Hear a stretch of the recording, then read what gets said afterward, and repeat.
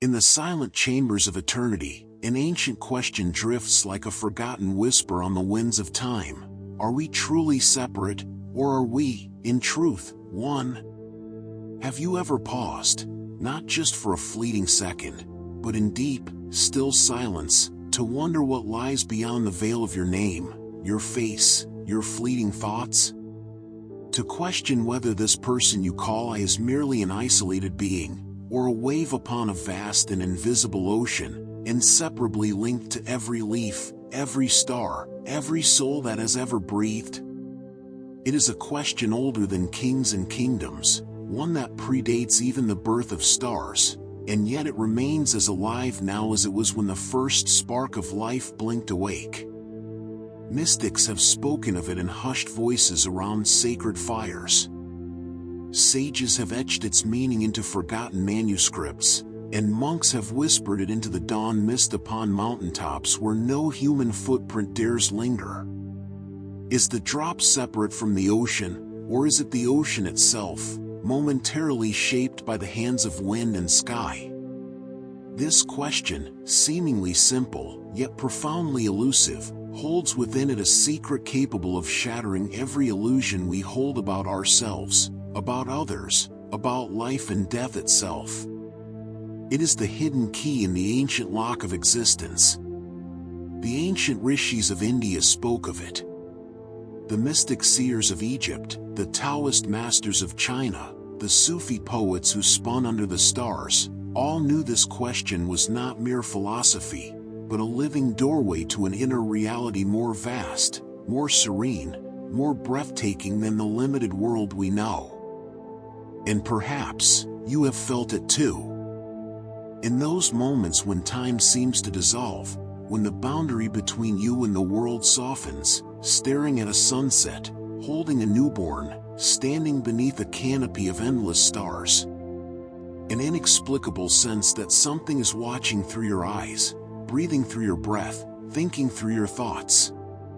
Could it be that beneath the masks we wear, beneath the endlessly changing waves of identity, there is but one eternal essence, playing through us all? This is the mystery we shall now unravel together. In this world of ceaseless activity and restless motion, man walks beneath a heavy veil, a veil woven of the threads of illusion, of Maya. He sees himself as a solitary traveler upon the road of life, separate from those he passes, isolated from the earth he walks upon, apart from the sky that shelters him. Yet this sense of separateness is but a shadow play upon the wall of ignorance. As Paramahansa Yogananda would lovingly remind his disciples, you are not a body with a soul. You are a soul temporarily clothed in a body. This body you see in the mirror, this name, this fleeting personality, these are but garments worn by the soul, changing as one changes clothes, lifetime after lifetime. Just as waves arise upon the surface of a vast ocean, some high, some low, some sparkling in sunlight, others obscured in shadow, so too do we appear, momentarily distinct, yet never apart from the one cosmic ocean of spirit. The waves may quarrel, boast of their height or despair at their smallness, but it is only the ignorance of their true nature that allows such folly. The Chandogya Upanishad whispers this timeless wisdom, Tat Tvam Asi, thou art that. You are not this fleeting form, this perishable body, these passing emotions. You are that which underlies all things, pure consciousness, eternal and indivisible. When the soul, in deep meditation, withdraws its attention from the senses and the shallow play of this dream world, it begins to feel its unity with all creation. The wind becomes your breath, the sunlight your smile, the trees your outstretched arms. The illusion of I and you dissolves into the radiant light of we, and ultimately, into one. Yogananda wrote, when one realizes that God is the only reality, and that all things are manifestations of Him, then life becomes a divine play. The fear of death, the pain of loss, the ache of loneliness, all these are but mist before the rising sun of truth. It is the greatest of delusions to believe you are alone. The very air you breathe has passed through countless other lungs. The light that warms your skin has touched every mountain, river, and soul since the dawn of creation. In truth, dear soul, you have never been separate. You are, and always have been, one. Since the earliest breath of civilization, when man first gazed up at the star-jeweled heavens and wondered of his place amidst the cosmos, sages and mystics have spoken of an invisible thread, a divine thread that binds all life, all forms, all souls, into a single, eternal tapestry. The ancient ones called it Brahman, the unmanifested spirit, from which all things emerge and to which all things return. In the beginning, say the Upanishads, there was only the one, without a second. From that one arose the many, like sparks flying from a great fire, each spark appearing distinct, yet made of the same essence as the flame. Yogananda beautifully revealed to his disciples that the wave is never apart from the ocean. The thought is never separate from the mind. The sunbeam cannot exist apart from the sun. And so, you and I, though we seem to move through this life as solitary figures, are but passing forms of the one eternal being, acting out countless roles upon the stage of time.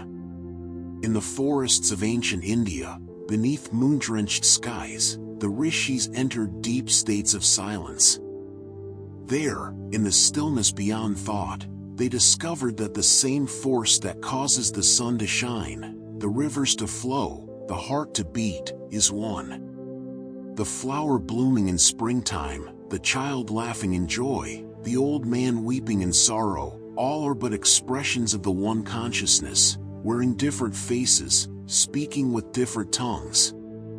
In the Taoist caves of old China, in the desert tents of Sufi mystics, in the cloisters of Christian saints, the same truth was whispered again and again, all is one, and one is all.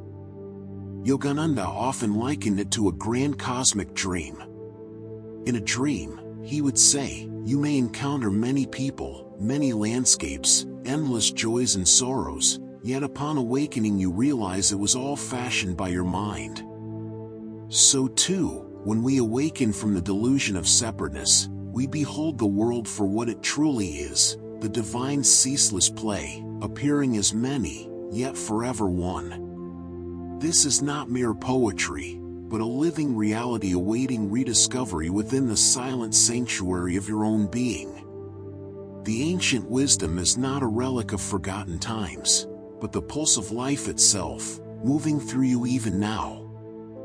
Though the wisdom of unity was sung by the rishis and whispered by mystics of old, even today, the grand symphony of oneness echoes softly beneath the surface of modern life, for truth is eternal, and what was true in the ancient forests remains true amidst the towering cities. Science, that meticulous seeker of the seen, now stumbles upon what the sages beheld in silent meditation. Quantum physicists speak in hushed awe of particles separated by oceans of space, yet moving in perfect harmony, a phenomenon they call entanglement. As Yogananda lovingly taught, what the ancient yogis perceived through intuition, modern science begins to glimpse with its instruments. Is it not wondrous, dear soul, that the same force which stirs the stars in their vast dance above, beats within your own heart? That the distant galaxies, the forests that whisper in the night, and the laughter of a child, are all threads of one infinite fabric? Modern thinkers, poets, and scientists alike are awakening to the timeless truth that the universe is not a collection of isolated things, but a seamless, living web. The air you breathe now may have passed through the lungs of sages long vanished from this world. The light that caresses your face might have touched a flower in some forgotten meadow centuries ago. Yogananda would gently remind us, the drop that imagines itself separate from the ocean suffers the agony of loneliness. But when it remembers its oceanic nature, it finds infinite peace. So too, in the age of hurried lives and restless minds, we often lose sight of our connection, mistaking fleeting identities for eternal truths. Yet even now, in moments of stillness, a sunset that silences the mind, a sudden kindness from a stranger, a melody that stirs tears from hidden depths, the veil lifts. In those moments, you sense, if only faintly, that you are part of something vast, tender, and immortal. The modern world, with all its distractions, has not severed this ancient thread. It lies quietly within you, waiting to be rediscovered. And as Yogananda so often said, stillness is the altar of spirit. In the quietude of your own heart, you may yet hear the eternal truth that you have never been alone, for you and the universe are one breath, one light, one being. Though the wisdom of unity was sung by the rishis and whispered by mystics of old, even today, the grand symphony of oneness echoes softly beneath the surface of modern life, for truth is eternal, and what was true in the ancient forests remains true amidst the towering cities. Science, that meticulous seeker of the seen, now stumbles upon what the sages beheld in silent meditation. Quantum physicists speak in hushed awe of particles separated by oceans of space, yet moving in perfect harmony, a phenomenon they call entanglement. As Yogananda lovingly taught, what the ancient yogis perceived through intuition, modern science begins to glimpse with its instruments. Is it not wondrous, dear soul, that the same force which stirs the stars in their vast dance above, beats within your own heart? That the distant galaxies, the forests that whisper in the night, and the laughter of a child, are all threads of one infinite fabric? Modern thinkers, poets, and scientists alike are awakening to the timeless truth that the universe is not a collection of isolated things, but a seamless, living web. The air you breathe now may have passed through the lungs of sages long vanished from this world. The light that caresses your face might have touched a flower in some forgotten meadow centuries ago. Yogananda would gently remind us, the drop that imagines itself separate from the ocean suffers the agony of loneliness. But when it remembers its oceanic nature, it finds infinite peace. So too, in the age of hurried lives and restless minds, we often lose sight of our connection, mistaking fleeting identities for eternal truths.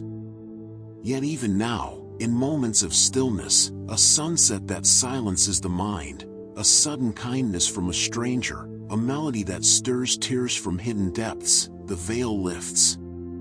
In those moments, you sense, if only faintly, that you are part of something vast, tender, and immortal. The modern world, with all its distractions, has not severed this ancient thread. It lies quietly within you, waiting to be rediscovered. And as Yogananda so often said, stillness is the altar of spirit. In the quietude of your own heart, you may yet hear the eternal truth that you have never been alone, for you and the universe are one breath, one light, one being. There comes a moment in the life of every seeker when words and philosophies no longer suffice. The heart, wearied by endless reasoning, longs not for explanations, but for direct experience, to feel, to taste, to merge with that ancient truth the sages spoke of. And it is here, within the silent temple of one's own soul, that the mystery of oneness reveals itself in the most tender and majestic way. God is nearer than the nearest, and dearer than the dearest, Paramahansa Yogananda would say, his voice like a balm upon the restless heart. The eternal presence you seek in scriptures, in nature's beauty, or in another's embrace, has always been within you, quietly breathing through your breath, witnessing through your eyes.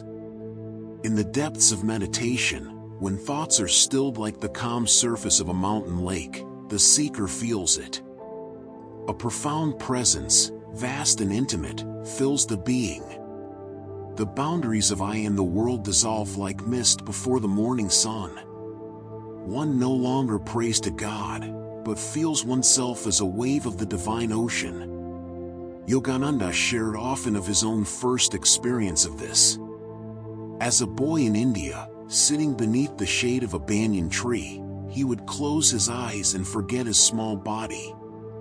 In those sacred moments, he felt his consciousness expanding beyond walls, beyond earth, into the starlit reaches of infinity. I am no longer a body, he wrote, but a living wave of the cosmic sea. Such experiences are not reserved for saints alone. In subtle moments, you too have touched it, perhaps standing in awe before a night sky so vast it stole your breath, or holding a loved one so close you forgot where one ended and the other began. In those precious instances, the illusion of separateness loosens its grip, and you glimpse the radiant unity that ever is. Yogananda would remind us, you do not have to acquire divine consciousness. You are already that. Only remove the veil of ignorance. And how is this veil lifted? Through love, through meditation, through silent communion with your innermost self. Within you lies a doorway to the infinite. And beyond that threshold, no I remains, only the eternal presence of the One, dancing in a million forms, forever whole, forever one. In the ancient hills of a forgotten land, where mist clung to the trees and time moved with the hush of eternity, there lived a traveler. His name is not known, for he could be you, or I. What is remembered is his quest, a ceaseless journey to find the place where he truly belonged. He had heard whispers of a sacred land, a kingdom of eternal peace, where no sorrow could touch the heart, where the soul would finally feel whole. So, with the dawn as his witness, he set out, walking through deserts that shimmered like glass, over mountains that scraped the heavens, and through forests thick with the music of unseen creatures. Everywhere he went, he sought wise men and women, asking, "Where's the land of peace? Where shall I find my true home?" Some pointed to distant horizons, others spoke in riddles, and some, lost themselves, could only weep. Years turned to decades. His hair grayed, his steps slowed, yet the yearning within him burned brighter. One evening, weary beyond words, he collapsed by the banks of a silent river. The night sky stretched above him like a canopy of jewels, and in that stillness, a voice arose, not from without, but from the depth of his own heart. "O weary traveler," it said, "why do you search in distant lands for what has always lived within you?" He opened his eyes and for the first time, saw the world not as a place apart from himself, but as a reflection of the same light that danced within his soul. The river's flow was his breath.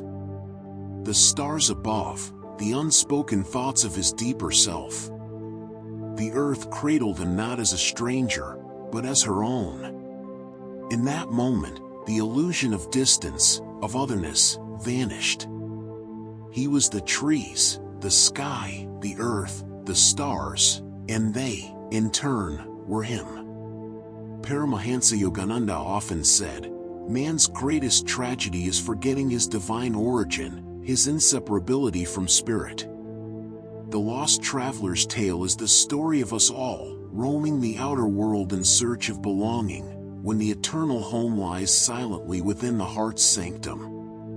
And so, dear soul, let not your days be spent as the traveler who looked everywhere but within. For the kingdom you seek is not beyond the horizon, but closer than your breath, hidden within the sacred chamber of your own being.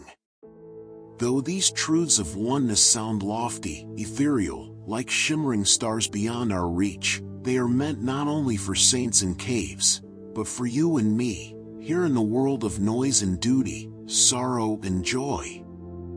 The eternal wisdom is not a distant star, it is the gentle flame within your heart, meant to illuminate each step you take.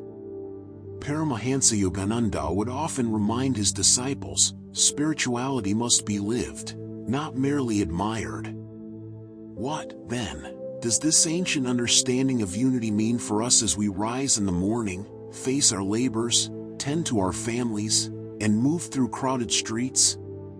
It means that the face you see in a stranger is your own, in another form. The kindness you offer another, you offer to yourself. The cruelty you inflict, knowingly or in haste, is but a wound upon your own spirit. Each encounter is not random, but a meeting with the divine in disguise. The practice begins with awareness. As you breathe, know that the breath flowing into you is the same life force animating the trees outside your window, the child laughing in the distance, the bird gliding silently across the sky. In this awareness, separateness softens. Yogananda recommended simple, beautiful practices to remember this unity. Begin each day with a moment of stillness, turning within, silently affirming, I am one with the light that lives in all beings. In the bustle of daily life, pause when you remember, see not merely a face, but the living spirit behind those eyes. Speak with kindness, as though speaking to your own soul. When faced with anger or sorrow, recall Yogananda's words, life is a dream, and you, the dreamer. Step back from the storm of emotions and see the vast sky of spirit behind every passing cloud. In time, you will find a serenity so deep, so unshaken, that nothing in this world can disturb it. And in your meditations, let the thought of unity become a living experience, feeling yourself as a wave in the infinite ocean. Yogananda taught, in the stillness of your soul, you will know, you have never been apart. You are one with the stars, the wind, the stranger's smile, and the eternal beloved. Thus, the ancient wisdom becomes a lantern to carry through the valleys and peaks of daily life, lighting your path, and reminding you always of your sacred belonging to the One. And so, beloved soul, as this humble journey of words draws to a close, I invite you to pause. Not merely to think, but to feel. For what you have heard is not just philosophy, it is the ancient whisper of your own heart, calling you back to the place you never truly left. Yogananda, in his luminous wisdom, often said, you are not a stranger in this world. You are an immortal child of the infinite, dreaming you are a wanderer in a far-off land. And now, perhaps, a part of you begins to remember. The rivers that flow, the stars that turn, the hands you've held, the tears you've shed, all of it is woven from the same eternal thread. You are not separate. You are not alone. You have never been. The seeming distance between you and another is the soft veil of Maya, the play of divine illusion. And yet, within you, beneath every fleeting joy and sorrow, lies the unbroken awareness of oneness. It shines in the quiet after a storm, in the silence between heartbeats, in the gaze of those you love and even those you fear. It waits for you like an ancient friend at the gate of your own soul. Perhaps tonight, as the world settles into hush, you might sit in stillness and listen. Listen not with your ears, but with your being. There, in the silent sanctuary within, you will hear it, the eternal whisper, softly calling. You and I are one. The journey toward this realization is not one of distant lifetimes or great trials, but of a simple turning inward. Yogananda taught, still your mind, open your heart, and in that sacred quietude, you shall find the infinite. Before you leave this space, dear traveler of light, I invite you to carry this truth gently in your heart. Look upon the world tomorrow as though seeing it for the first time, recognizing yourself in the face of every passerby, in the leaf that falls, in the cloud that drifts. For each is a mirror, reflecting the one eternal being. If this message stirred something sacred within you, I welcome you to share your reflection in the comments below. Let us build a sanctuary of souls remembering who they truly are. Like this video, if it kindled your inner flame. Subscribe, and together we shall walk these ancient paths once more. Until then, beloved, may your heart ever rest in the peace of knowing we are one.